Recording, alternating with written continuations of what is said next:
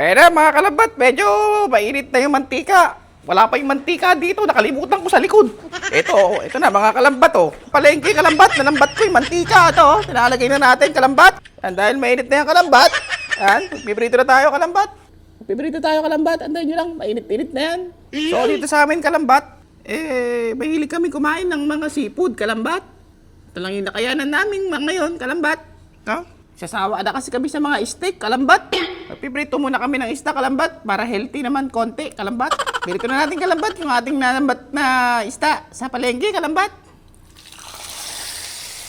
Ano, kalambat, medyo tuwatan na si kalambat, ha? Ngayon lang tayo dyan, kalambat.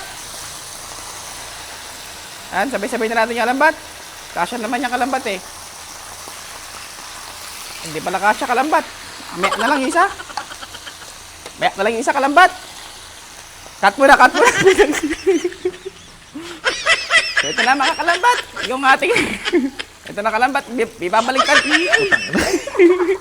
Babaliktadin ko na kalambat, ha. Sadali lang. Ito lang yung nakayanan namin ngayon, mga kalambat.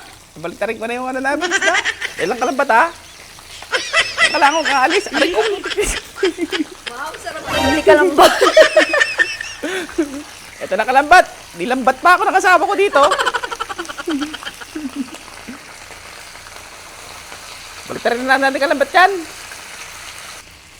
So, yan. Nabaliktad ko na mga kalambat. Yung ating nalambat na isda doon sa Victoria Palengke.